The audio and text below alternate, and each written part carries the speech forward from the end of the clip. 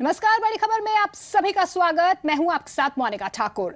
NRIs को कांग्रेस के पक्ष में करने के लिए अमेरिका और कनाडा के दौरे पर गए कैप्टन अमरिंदर सिंह का बुधवार को कैलिफोर्निया में चरमपंथी सिखों ने जबरदस्त विरोध किया है। उनके ऊपर जूते और बोतलें फेंकी गई। हालांकि कार में बैठे होने के चलते उन्हें चोट नहीं आई।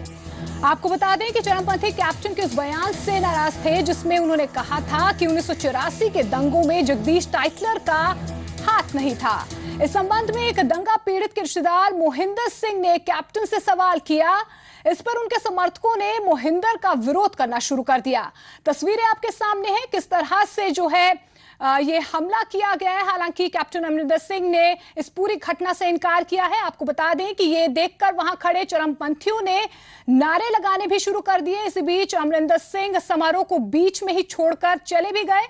हालांकि कैप्टन की ओर से जारी प्रेस रिलीज में ऐसी किसी भी घटना से इनकार किया गया है, लेकिन तस्वीरों में जो दिखाई दे रहा है उसमें कैप्टन के विरोध और बोतलें फेंकने की तस्वीरें साफ तौर पर दिखाई दे रही हैं।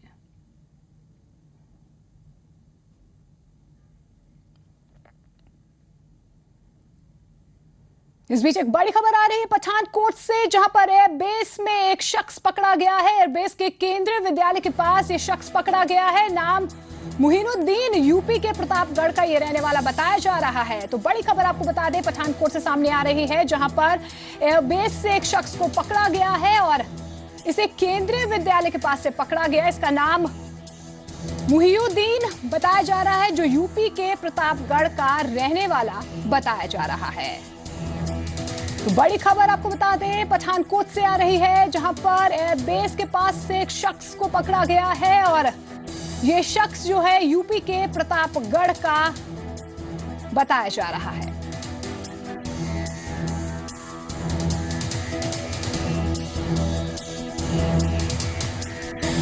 तो पठानकोट से बड़ी खबर, जहां पर एयरबेस से एक शख्स को पकड़ा गया है और आपको बता दें कि एयरबेस के केंद्रीय विद्यालय के पास से इसे पकड़ा गया है और यूपी के प्रतापगढ़ का ये रहने वाला बताया जा रहा है।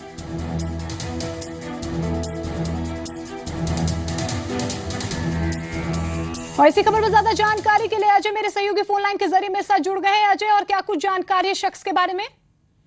जी मोनिका, बताना चाहूंगा इस शख्स को जो है गिरफ्तार कर लिया गया है और पुलिस के हवाले जो है वो कर दिया गया है और पुलिस और बाकी एजेंसियां मिलकर इससे पूछताछ कर रही हैं। और फिलहाल तो इसमें प्रारंभिक जानकारी में बताया है कि ये प्रतापगढ़ का रहने वाला है और तहसील और डिस्ट्रिक्ट दोनों प्रतापगढ़ है और बाकी डॉक्यूमेंट जो अभी तक इससे कोई भी पुख्ता डॉक्यूमेंट नहीं मिले हैं। उसके बाद सारी पूछताछ अभी चल रही है इससे। और एक बड़ी बात मोनिका यहाँ पे सामने आती है कि एक सिक्योरिटी का बहुत बड़ा फेलियर सामने आता है कि ये शख्स जो है एयरबेस के जैसे अंदर से पकड़ा जाता है और इतना बड़ा आतंकी हमला होने के बावजूद, बहुत ज्यादा सिक्योरिटी होने के बावजूद ये शख्स जो है वो अंदर घुसने में कैसे कामयाब हो गया, ये एक बड़ा सवाल सामने आ रहा है। क्योंकि एयरबेस के अंदर जहाँ पर केंद्रीय विद्यालय है उसके सामने से इसको गिरफ्तार किया गया है, जो कि अभी जानकारी सामने आ रही है। और ये एक बड़ा सवाल जो है सिक्योरिटी जो सिक्योरिटी पर कहीं ना कहीं बड़ा सवाल खड़ा कर रहा है। अजय, कहां से इसे पकड़ा गया, तफसील से बताइए कि केंद्रीय विद्यालय कहां पर है,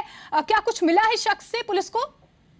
जी मोनिका, बताना चाहूंगा कि जो मेन गेट है एयरबेस का उससे महज 50 मीटर आगे एक लेफ्ट साइड पर केंद्रीय विद्यालय है, जिसके सामने से शख्स को जो है गिरफ्तार किया गया है और एयरफोर्स सिक्योरिटी ने इसको गिरफ्तार करके उसके बाद पुलिस के हवाले किया गया है। लेकिन एक बड़ी बात यह है कि वहां तक ये शख्स जो है कैसे पहुंचा, एक बड़ा फेलियर जो है सिक्योरिटी फेलियर यहाँ पर बिल्कुल तमाम सवाल है जिनके जवाब अभी फिलहाल पुलिस ढूंढ रही है। आज फिलहाल इस तमाम जानकारी के लिए आपका बहुत बहुत शुक्रिया।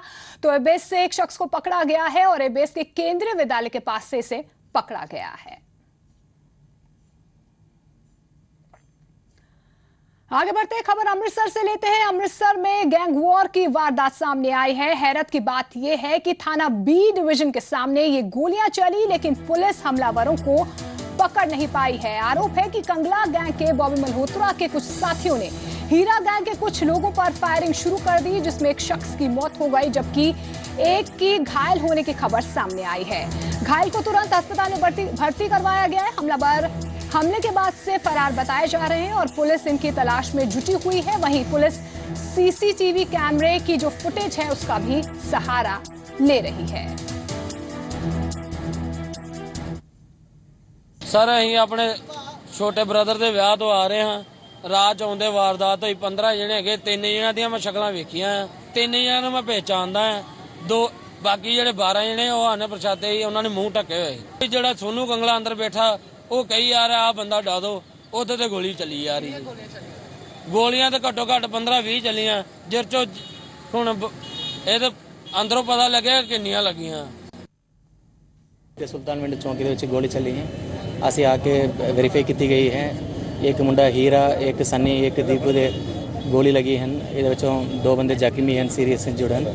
बाकी तफ्तीश चल रही है। ये बाबी मल्होत्रा गैंग है और हीरा गैंग के बीच में झगड़ा लग रही है। तो 2 गुटों के बीच में गोलियां चली है। ज्यादा जानकारी के लिए राजन गोसाई मेरे सहयोगी मेरे साथ जुड़ गए हैं। राजन, क्यों ये गोलियां चली, कौन से ये 2 गुट हैं और फिलहाल पुलिस की तरफ से क्या कुछ कार्रवाई? जी बिल्कुल मोनिका, ये जो है कल देर शाम की घटना है। यहाँ पर गैंगवार हुई है। अमृतसर के सुल्तानविंड गेट पर ये घटना हुई है और सुल्तानविंड गेट पर ही जो है बी डिवीजन थाना है, पुलिस थाना, उसके बिल्कुल सामने हुई है। अगर बात की जाए गैंगवार की तो ये 2 गैंग है अमृतसर में सक्रिय है। एक सोनू कंगला गैंग है और दूसरा हरिया गैंग है। इन दोनों के बीच में पिछले लंबे समय से गैंगवार की कई वारदातें हो चुकी हैं।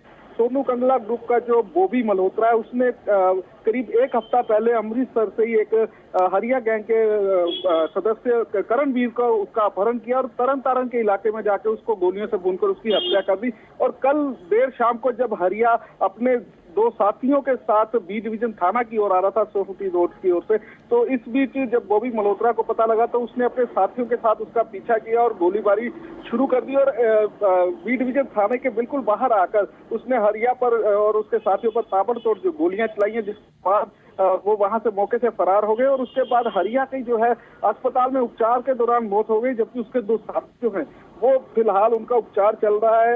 स्थिति उनकी जो है अभी स्थिर बताई जा रही है। लेकिन अगर बात की जाए पुलिस की, तो पुलिस ने इस मामले में केस तो दर्ज कर लिया, लेकिन जो हत्या आरोपी है या सोनू कंगला गिरोह के जो आरोपी है बॉबी मल्होत्रा और उसके साथी, वो अभी तक पुलिस की गिरफ्त से काफी बाहर बताए जा रहे हैं। राजन, कितने हमलावर बताए जा रहे हैं, उनकी पहचान हो पाई है?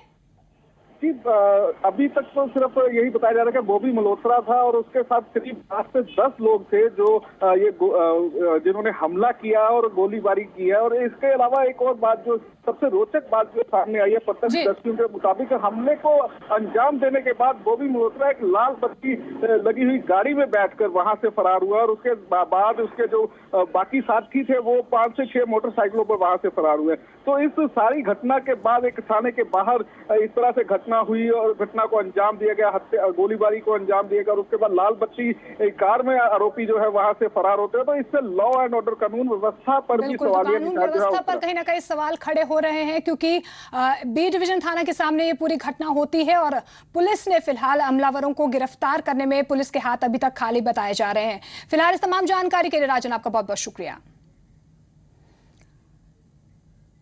आगे बढ़ते हैं। संगरूर के बडरूखा गांव में महाराजा रणजीत सिंह के किले में एक बार फिर से चोरी का मामला सामने आया है। आरोप है कि चोर 35 किलो चांदी के बर्तन लेकर फरार हो गए। ये सभी पुरातन बर्तन बताए जा रहे हैं। संगरूर के बडरूखा गांव स्थित ये है महाराजा रणजीत सिंह का किला। किले से एक बुरी खबर आई है, यहाँ दूसरी बार चोरी हुई है। महाराजा रणजीत सिंह के परिवार ने पुलिस को बताया है कि स्टोर से रसोई के 35 किलो चांदी के बर्तन चुराए गए हैं। कि मैं 28 तरीक ਨੂੰ 6:30 ਵਜੇ ਸ਼ਾਮ ਨੂੰ ਘਰੇ ਆਇਆ ਸੀਗਾ। ਜਦੋਂ ਮੈਂ ਘਰੇ ਆ ਕੇ ਦੇਖਿਆ ਮੇਰੇ ਤਾਲੇ ਟੁੱਟੇ ਹੋਏ ਸੀ ਸਟੋਰ ਵਾਲੇ, ਤੇ ਜਿੱਥੇ ਕਿਚਨ ਦਾ ਮੇਰਾ ਸਮਾਨ ਪਿਆ ਹੁੰਦਾ ਤਾਲੇ ਟੁੱਟੇ ਹੋਏ ਸੀ। ਉੱਥੋਂ ਕਰੀਬ 35 ਕਿਲੋ ਚਾਂਦੀ ਦੇ ਜਿਹੜੇ ਮੇਰੇ ਭਾਂਡੇ ਆ, ਜਿਨ੍ਹਾਂ ਵਿੱਚ ਕੋਈ ਚਮਚ ਵਗੈਰਾ, ਕੋਈ ਜੱਗ, ਕੇਤਲੀ ਵਗੈਰਾ, ਉਹ चोरी होने पाए गए। पुराने, हाँ जी पुराने। आपको बता दें कि जनवरी 2015 में भी किले से सोने चांदी का सामान चोरी हुआ था। सुमित जोशी, जी मीडिया, संगरूर। खासतौर पर पंजाब में नशे के खिलाफ लोगों को जागरूक करने के लिए आम आदमी पार्टी के नेता कुमार विश्वास ने नशे पर एक गीत लिखा है।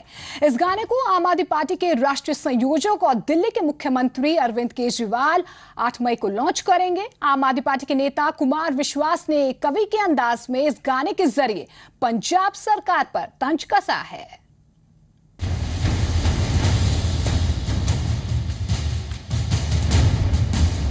आम आदमी पार्टी के बड़े नेता कुमार विश्वास ने पंजाब के आगामी विधानसभा चुनाव को लेकर तेज हो रहे सियासी घमासान में दस्तक दे दी है। दिल्ली में एक प्रेस कॉन्फ्रेंस के दौरान उन्होंने कविता के जरिए पंजाब में फैल रहे नशे के गोरखधंधे पर चिंता जाहिर की। उन्होंने कहा कि वो पंजाब के कवियों और गायकों से भी ड्रग्स के खिलाफ लिखने की अपील कर चुके थे। आखिरकार उन्होंने खुद एक गाना लिखा है। इस गाने के जरिए कुमार विश्वास ने पंजाब के लोगों से ड्रग्स को जड़ से खत्म करने की अपील की है। उन्हें उम्मीद है कि इस गाने के जरिए वो लोग बेनकाब होंगे जो इस गोरख धंधे को बढ़ावा दे रहे हैं। जद नशे ते कारोबार होए, गबरू जवान मुर्दार होए, और आनू कर्जा देन वाले आपे ही कर्जेदार हुए। और इसके बहाने वो चोर बेनकाब होंगे जो नशे की इस तिजारत में, इस सियासत में लगे हुए हैं। पंजाब में आपका चेहरा कौन होगा, इस सवाल के जवाब में कुमार विश्वास ने कहा कि पंजाब के युवाओं की क्षमता पर सवाल खड़े करना उचित नहीं है। पंजाब में हम सरकार बना रहे हैं, पंजाब पूरा मन बना चुका है, लेकिन ये कहना कि वहाँ चेहरा कुमार विश्वास होंगे या कुछ होंगे, मुझे लगता है कि ये पंजाब के बेटों के जो स्वाभिमान है, उनकी क्षमता और उनकी प्रतिभा पर प्रश्न चिन्ह लगाना है। कुमार विश्वास ने पंजाब में ड्रग्स समेत कई सामाजिक मुद्दों पर सी पंजाब हरियाणा हिमाचल की कोशिशों की भी सराहना की है। बधाई भी देता हूँ कि सी पंजाबी लड़ रहा है, लगातार विपरीत परिस्थिति में लड़ रहा है। इस लड़ाई को जारी रखिए। ओए छड़ दे पुड़िया जट्टा तेरी गुड़िया करे पुकार, ओए छड़ दे पुड़िया जट्टा तेरी गुड़िया करे पुकार। तो ये पुकार पंजाब के घर घर द्वार द्वार जाए, ये उम्मीद है, आशा है। आप नेता ने बताया कि ड्रग्स पर लिखे उनके गाने को दिल्ली के मुख्यमंत्री अरविंद केजरीवाल 8 मई को लॉन्च करेंगे। दिल्ली से पंकज कुपाही, सी मीडिया। खबर हरियाणा से लेते हैं। हरियाणा बीजेपी की नई कार्यकारिणी की सूची तैयार हो गई है। पार्टी के प्रदेश अध्यक्ष सुभाष बराला के मुताबिक आलाकमान से हरी झंडी मिलते ही नई टीम का ऐलान कर दिया जाएगा। उन्होंने कहा कि संगठन में कर्मठ कार्यकर्ताओं को तरजीह दी जाएगी। साथ ही पार्टी प्रदेश अध्यक्ष ने कहा कि पार्टी स्थानीय निकाय के चुनावों की तैयारी में जुटी हुई है। बराला ने साफ किया कि पार्टी बेशक अपने सिंबल पर ये चुनाव नहीं लड़ रही है, लेकिन सबकी सहमति से अपने उम्मीदवार मैदान में उतारेगी। इसके अलावा बराला ने जाट समुदाय के जेल भरो आंदोलन को विपक्ष की साजिश बताया है। नाम लिए बिना कांग्रेस और पूर्व मुख्यमंत्री भूपेंद्र सिंह हुड्डा पर निशाना साधते हुए उन्होंने कहा कि कुछ लोग जनता को गुमराह करने की कोशिश कर रहे हैं।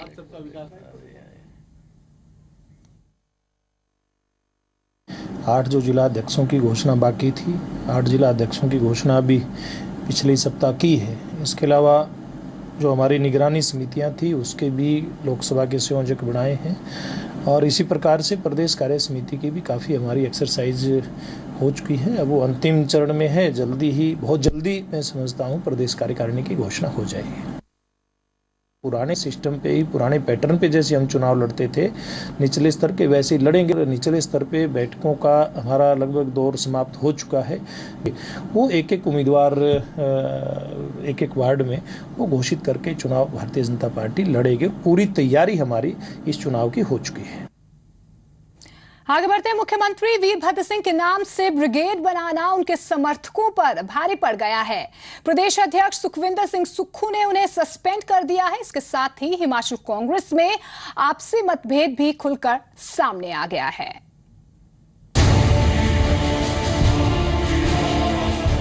हिमाचल प्रदेश में मुख्यमंत्री वीरभद्र सिंह के नाम से ब्रिगेड बनाने वाले नेताओं के खिलाफ कड़ी कार्रवाई हुई है।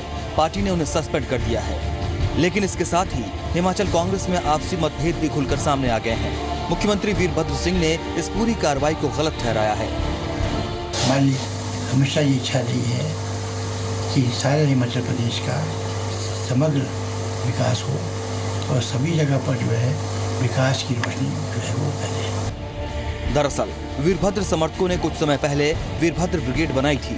इसके लिए बाकायदा शिमला स्थित कांग्रेस मुख्यालय में ब्रिगेड बनाने वाले नेताओं ने प्रेस कॉन्फ्रेंस कर इसका ऐलान भी किया था। लेकिन अब कांग्रेस के प्रदेश अध्यक्ष सुखविंदर सिंह सुक्खू ने इन नेताओं पर कार्रवाई करते हुए इन्हें सस्पेंड कर दिया है।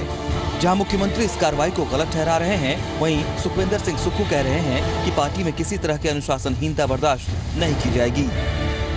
और मेरा ये मानना है कि जो भी अनुशासनहीनता पैदा करता है उस पर तुरंत एक्शन होना चाहिए, और अनुशासन में रहकर भी बात की जा सकती है, बंद कमरे में रहकर बात की जा सकती है, मतभेद और मनभेद भी हो सकते हैं, राजनीतिक रोटियां सेकने के लिए अगर कोई अनुशासनहीनता पैदा करता है तो उसके खिलाफ कार्रवाई की जाती है।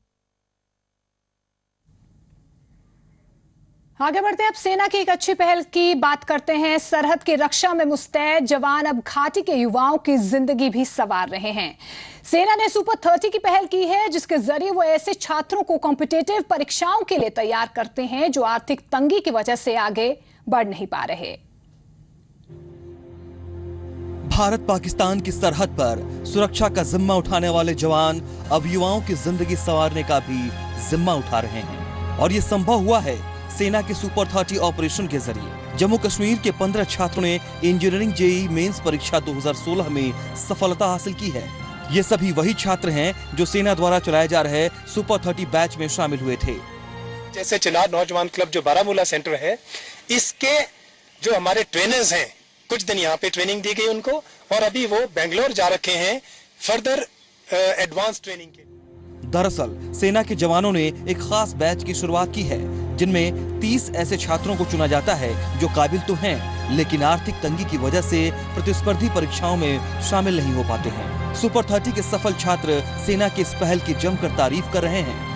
इंडियन आर्मी ने बहुत अच्छा स्टेप उठाया कि सुपर 30 को अपने कैंपस में, अपने कैंटोनमेंट में रखा है। इससे क्या फ़ायदा होता है, हमें बार बार नज़र मिलता है, हमें बार बार चेक किया जाता है कि फैकल्टी कैसी है, फिजिक्स वो ये सब कुछ। अल्लाह ताला का शुक्र अदा करना चाहता हूँ मैं अपनी कामयाबी का, और इसके बाद आर्मी के सपोर्ट का, और इनके सपोर्ट के बिना मुझे नहीं लगता कि मैं आज इस मुकाम को हासिल कर सकता था।